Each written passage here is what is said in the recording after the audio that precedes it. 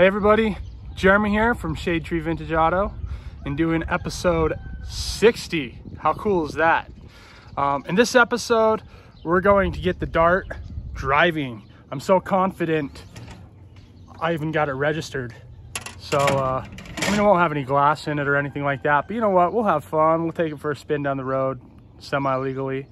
But that's the goal. So what I'm gonna do, we're gonna go over a few safety things that should be done on any car that's sat for a long time. We're also gonna go over a few things, just kind of reliability issues, replace some parts, and just kind of go over it. We're gonna get most of this stuff done in this episode. A front end kit, we're gonna see how it drives, but a car that's sit for 20 years should probably have a front end kit done. I'm not gonna do that just yet, but we're gonna do a whole bunch of other stuff. Anyway, so enjoy. Okay, so here's some of the parts that we're gonna be replacing in this episode. This isn't even everything.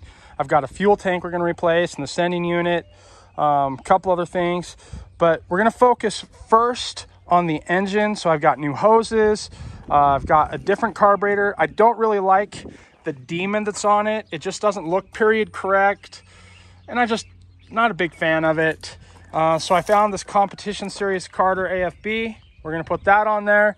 I've got new belts, got new water pump, new alternator, new fuel pump.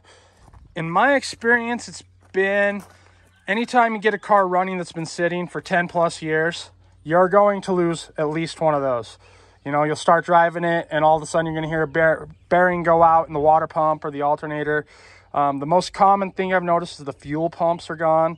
In fact, I picked up several vehicles, several trucks specifically for almost nothing because they couldn't get them running, and I put a $30 fuel pump in it and they run just fine. So fuel pumps are a huge thing. So we're gonna replace all of that stuff in the very first part of this episode.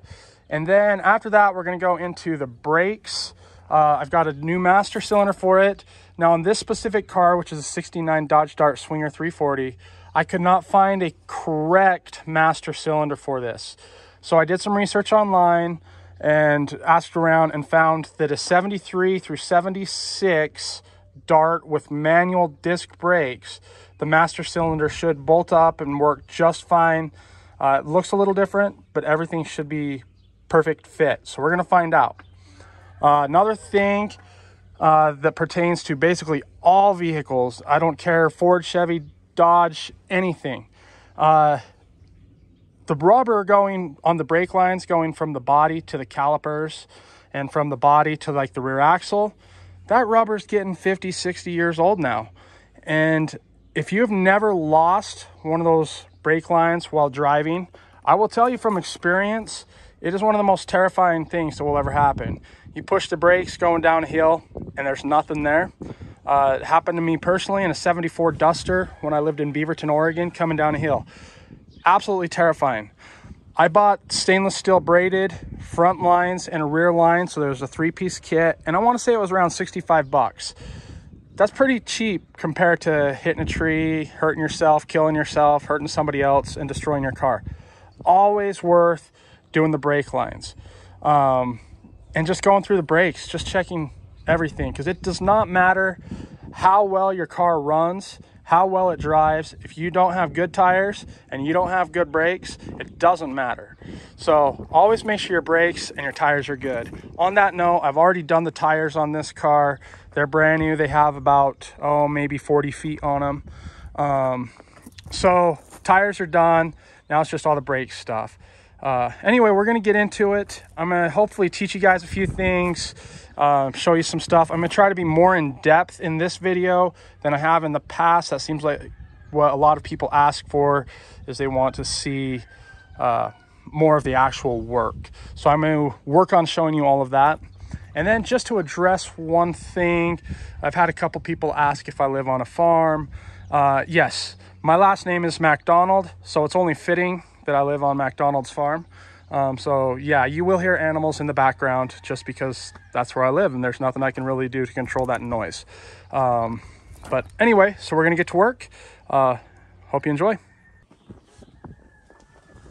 Okay, so the first thing I'm going to do, I'm going to go ahead and just remove the alternator. And like I said, since we're going to be pulling it up anyway, I'm just going to take it all the way off and replace it. So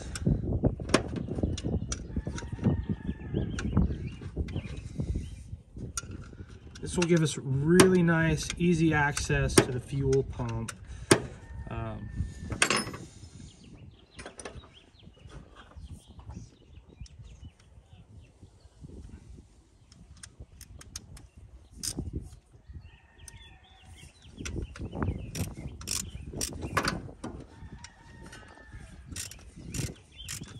You know these ratchets here, you get them at O'Reilly's. They're made by Power Torque, and I've had snap-on ratchets and all sorts of different kinds of ratchets, and I don't know why, but these things are my favorite. They just feel good, they're light, they're long, they're just awesome.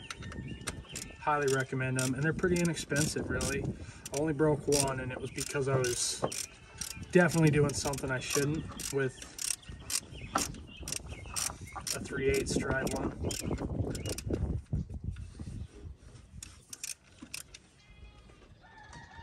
Take a long bolt in there.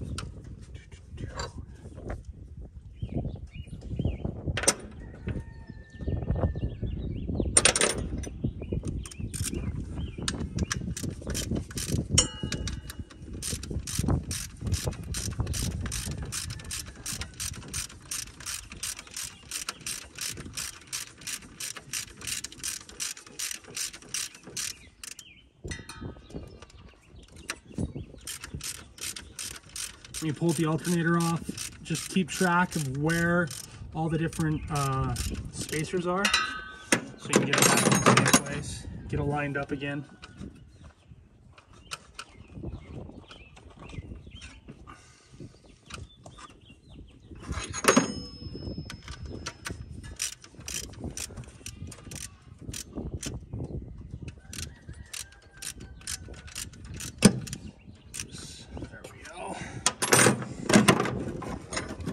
Spacer back here, you don't want it to fall, you'll lose it.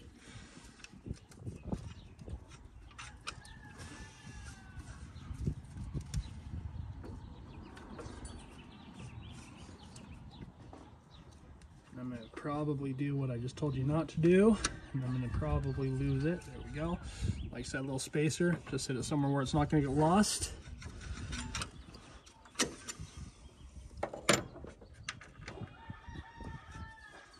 And there's a big spacer right here. Now sometimes this big spacer is part of the alternator, like it just comes with it.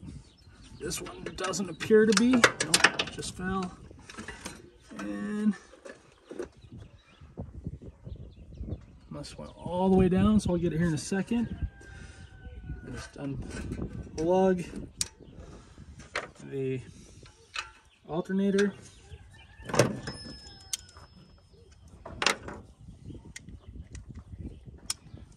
Like I said earlier, I think I said earlier, anytime you're doing anything electronic, be sure that you unhook the battery.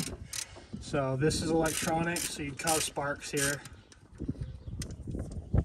And you don't want to do that. Fire's one of the fastest and easiest ways to lose a classic car. On that note, never hurts to go buy like a $20 or $25 fire extinguisher and carry in your car all the time. It's just cheap insurance. Oh, the thing just fell off.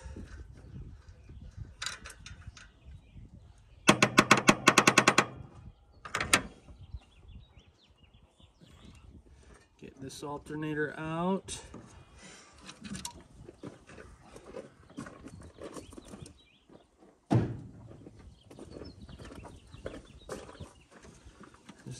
wires out of the way.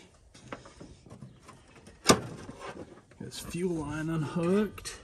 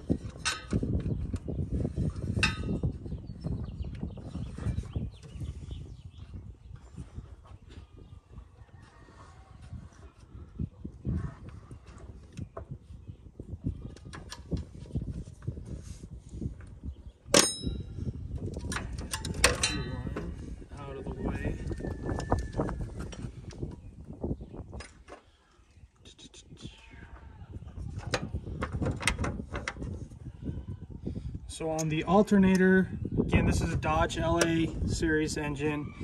The Alternator used 7/16 half and 9/16.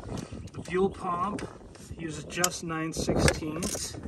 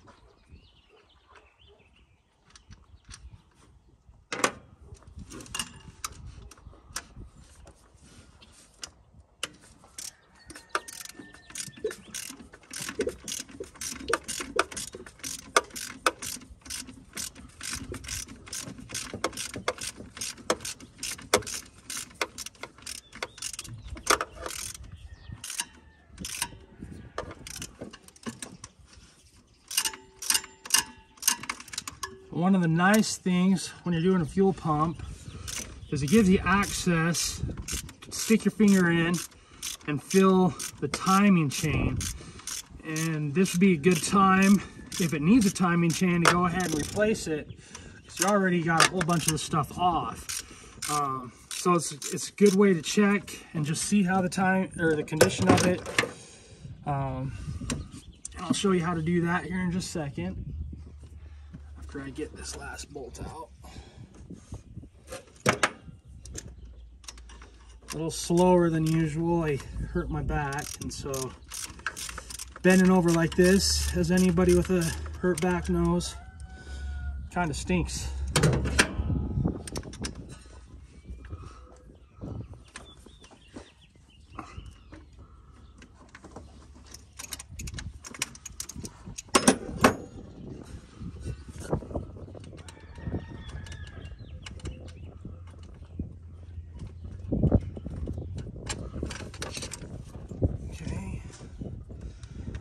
Came off nice and clean. The gasket apparently didn't have any silicone on it.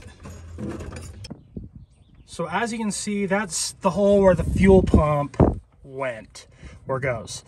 So what you do is you reach in with your finger, like so, and you can push on the timing chain and see if it has tension or if it's loose. Now, one thing to note is it might be tight now, so I would turn the crank backwards just a hair, just by hand, and reaching in again and try it. Just kind of move the crank back and forth and fill it a few times. And I'll show you what you're looking for here right now. Okay, so this is a small block that has the timing cover removed. And I'm just going to kind of show you what you're reaching in to fill. So like I said, you're sticking your finger in where the fuel pump goes so you can touch the timing chain. Well, as you can see on this one, that one is absolutely junk. If your timing chain feels like that, pull the timing cover off and replace it. You do not want to run it like that. Furthermore, a lot of the original ones, as you can see, this one has a nylon gear those nylon gears can break, so it's probably not a bad idea to replace the timing chain anyway. But if it's tight like this side is, and that's just because that's how the crank and cam, there's tension on that side. But if this side was tight like that, you should be fine running it for a while. But never hurts to replace it if you don't know if it's ever been done. But if it's loose like that, it's a must. Don't even try to drive it. Anyway, back to what we were doing. Okay, so after moving the crank around a little bit and everything, I have determined that the chain is bad on this one as well. So tomorrow I'm going to grab all the parts. I already have them all. They're just at the storage locker. And probably go ahead and do the timing chain.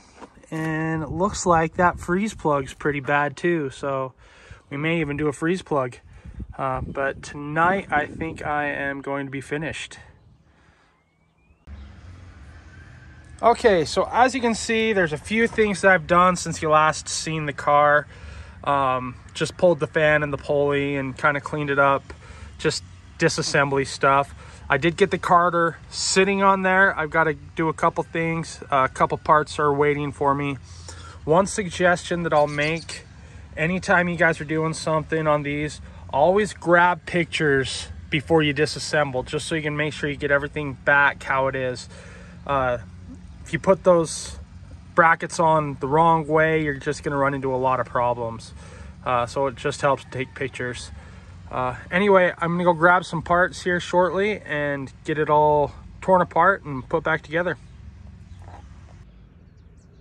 So something I like to do when I'm pulling like the water pump and timing cover is I'll put all the bolts how they came out. So just kind of lay them out. So as you can see, I've got the bracketry, I've got the spacer here, the bottom two, the side in order, and then the top. It just makes it really easy when it comes time to put it all back together. You know right where they go and how they align. Getting ready to pull the water pump right now. Basically, I'll just give it a little hit right here with the mallet or something and knock it off, and then I will drop or pull the timing cover. Have to pull that dampener down there, but I've got to run in and get the parts. They have arrived, so I'll probably do that here in a little bit.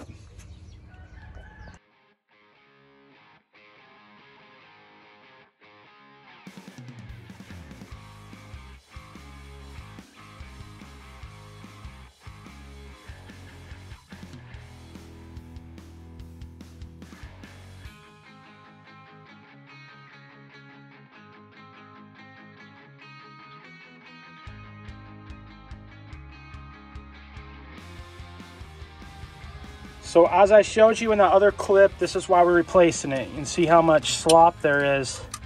Like, I mean, that thing is moving around a lot. It sounded like it could have been hitting inside of the timing cover. So all gonna be replaced.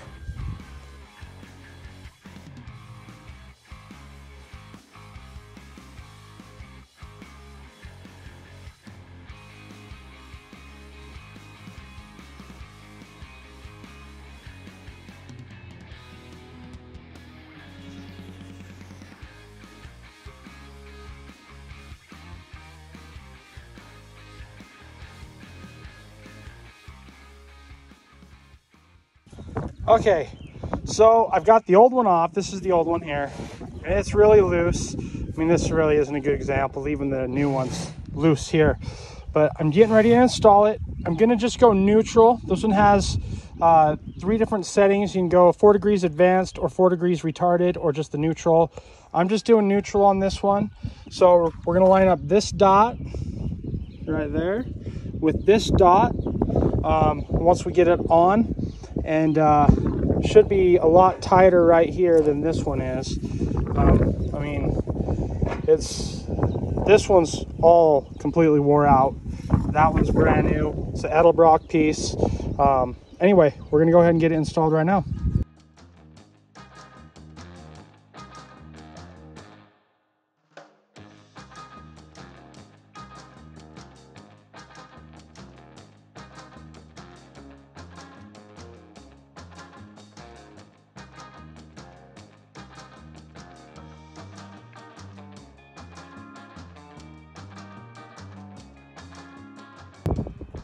Okay, so the new chain is on. I still need to put the bolts and everything in, but I just want to show you. See how tight this is now? Where before it was just so loose. That's how you want them. You want them tight. That way your timing is true and you're not like, you know, behind on your timing. So I'm going to do some cleanup and then just get this all buttoned back up, and then hopefully we'll have it ready to do brakes tonight. Okay, as you can see, I've got the timing cover back on, the water pump, the dampener, the pulley, and you know, I tried to make a shortcut by leaving that radiator in because I didn't want to break the transmission cooler lines, but future reference, it's way easier to do it with the radiator out, so next time I will definitely do that.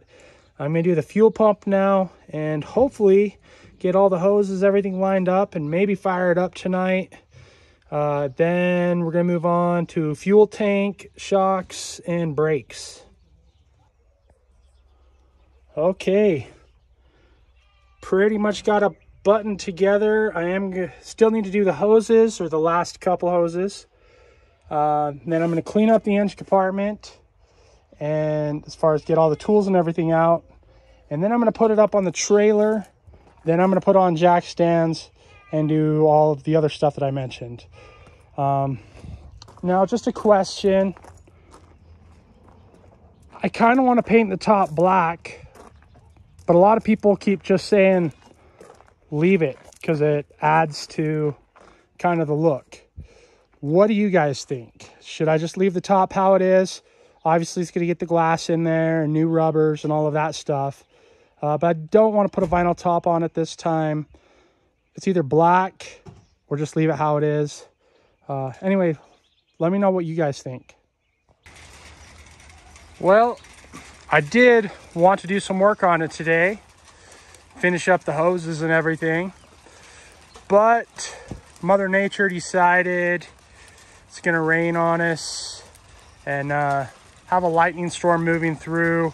And I really don't want to get struck by lightning very bad. Hoping the rain lifts, but I don't know. I did last night, and I know some of you guys are going to be upset. I did actually fire it up. That's why the gas can is there. Timing's right, everything like that. Like I said, I did get it back together, other than the hoses, which I was going to finish up right now, but can't because of the rain. Or I guess I could, and I may. Just depends.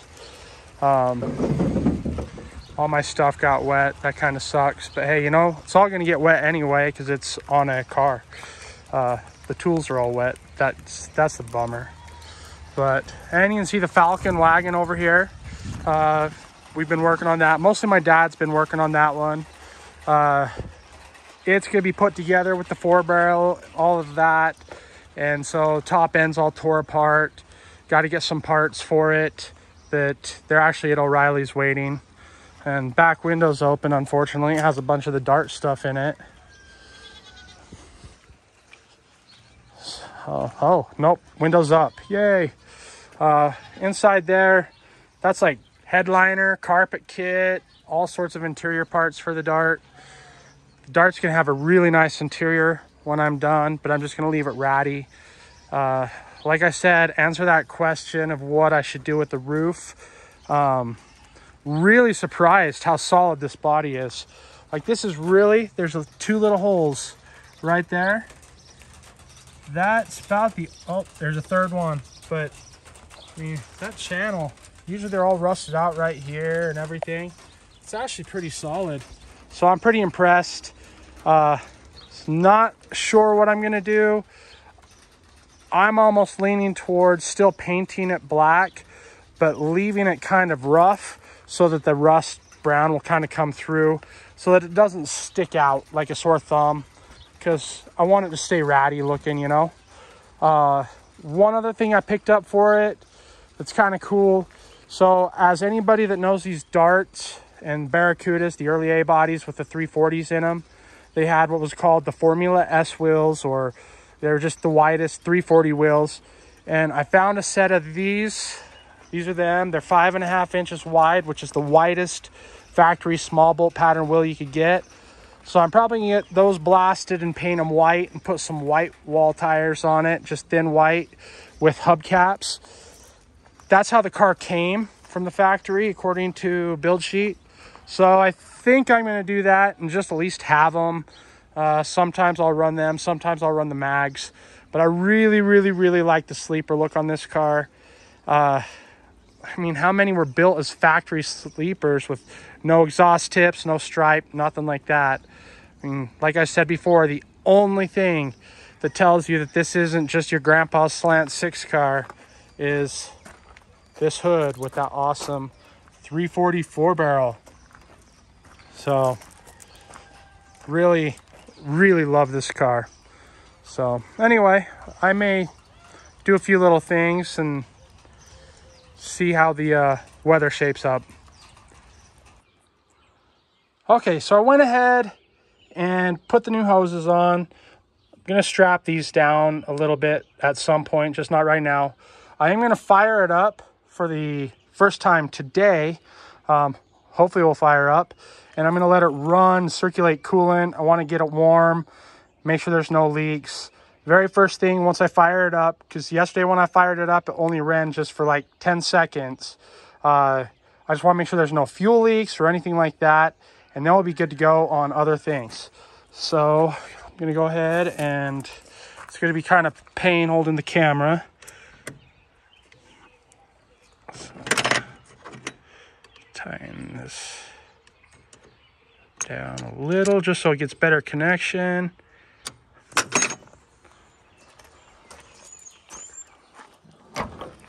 It wouldn't be, Mike could hear that thunder, still storming on us. It would be a lot easier to start as soon as I actually put the ignition switch back in, right?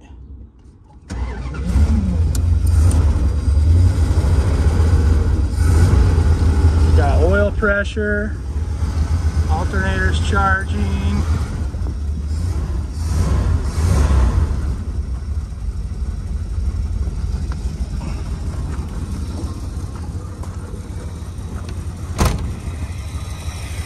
Here it is running. Doesn't sound like much right now. Nice and quiet, sleeper, you know. Places you want to check for fuel leaks or anywhere here, right here, around the base of the carburetor, you want to see if it's wet. Down to the fuel pump. Everything looks good. Now, we haven't even really played with the timing or anything yet, obviously. So we still got a lot of stuff to do before it's really running good. I haven't even hooked the electric choke up yet. Right now, I just want to run it and let it get warm, get the coolant cycling through, make sure there's no leaks. So give it a little juice real quick for fun.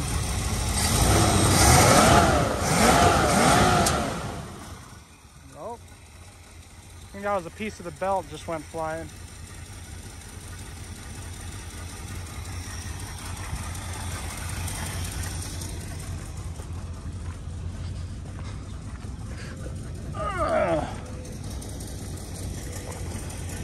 Oh, I know what that was. That was a piece of this cap.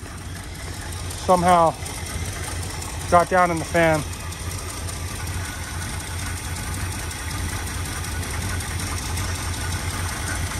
Woo! I cannot wait to drive this car. I'm so excited. So another thing that I haven't done yet is check to see if it even engages in gear. So since there's no brakes, I'm going to engage the park brake and hope that it works.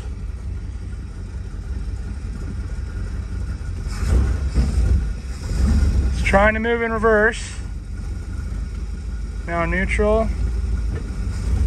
It's trying to engage in drive. So that's good. We got something anyway. So it's starting to get warm. You can see kind of A little bit of smoke coming around from stuff that's just sit on the engine for a long time. I am looking, might have an active leak on that valve cover.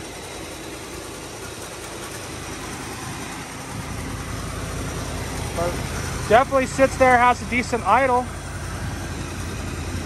Maybe a little bit high, but we'll adjust all that later.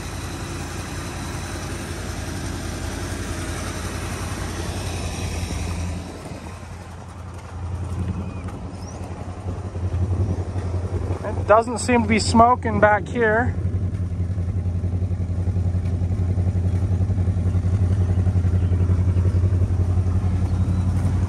You know, with any luck, by the end of this episode, we're gonna do a smoky burnout. That's the goal. End episode 60 with a lot of smoke. Good smoke, not bad smoke. We don't want to fire or anything like that. That would suck.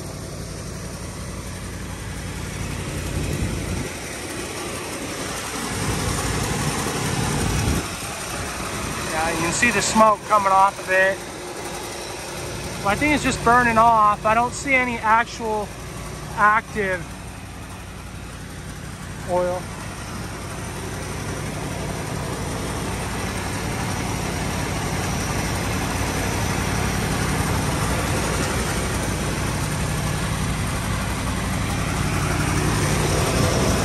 See what the gauges are saying.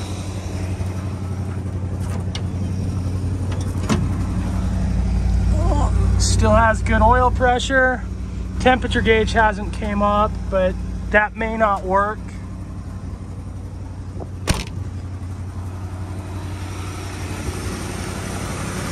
The thermostat hasn't came open yet.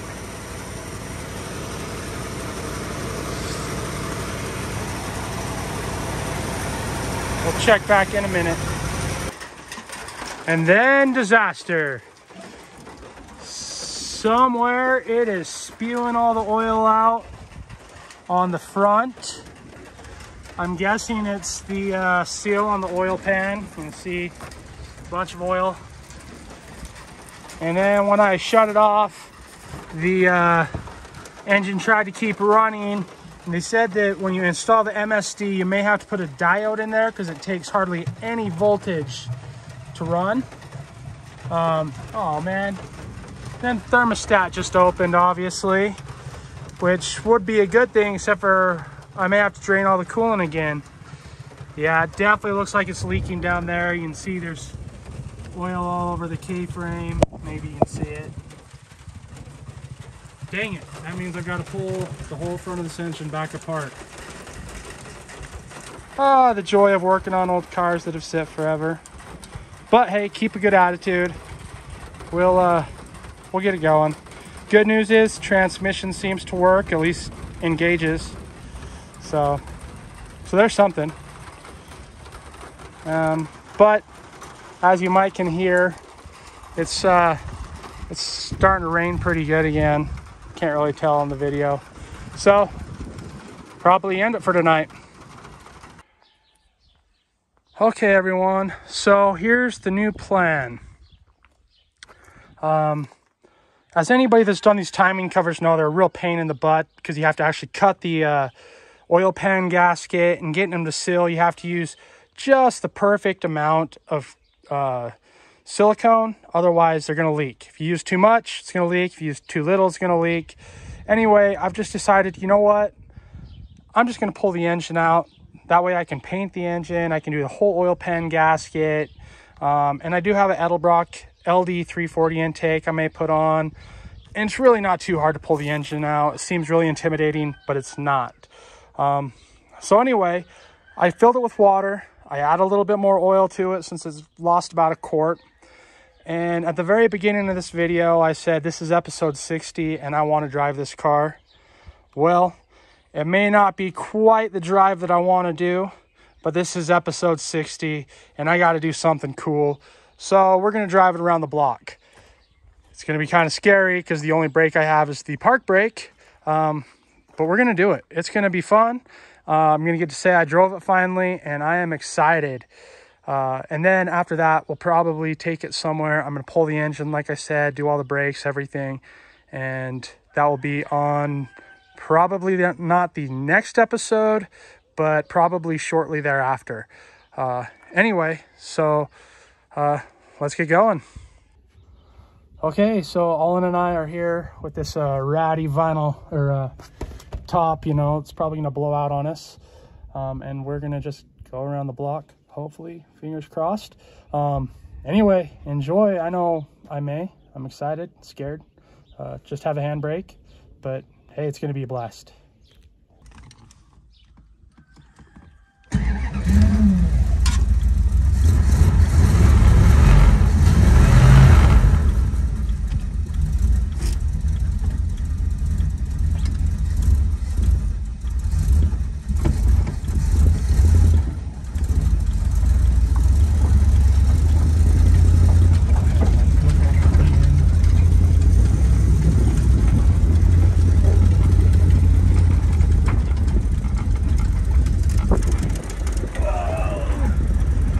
Park brake does not work that great.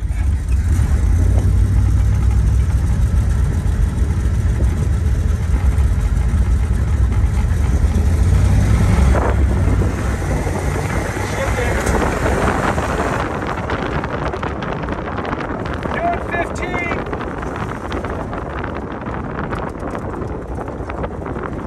Uh-oh. Handbrake's all the way out. We're not doing anything. That's scary. Uh-oh.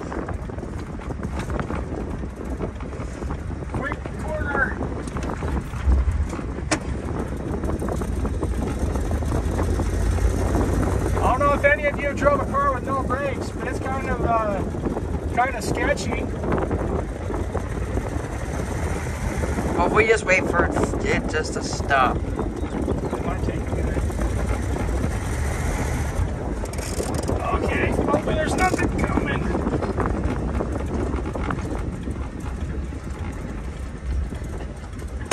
Okay.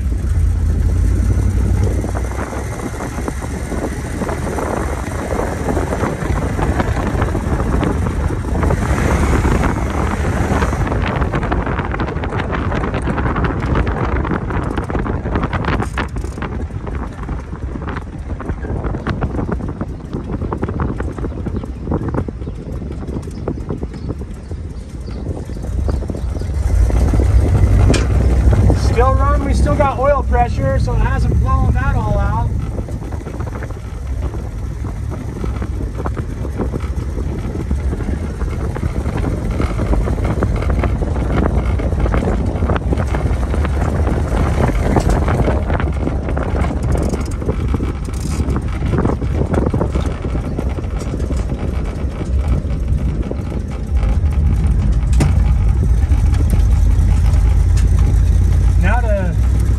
In the driveway and park without hitting anything. That's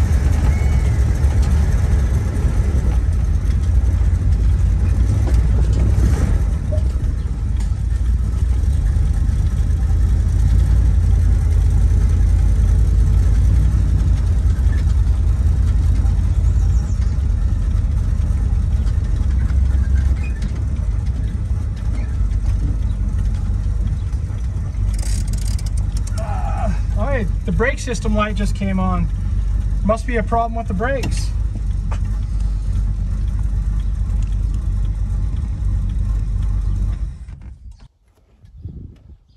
Okay, everybody, that was episode 60. Didn't quite end how I wanted, but that's just old cars. Anytime you play with a car that's been sitting for a long time, there's always going to be something unexpected. Some little problem you didn't think of. Some little problem that you may have caused, kind of like I did. And anyway, it's just part of playing with old cars.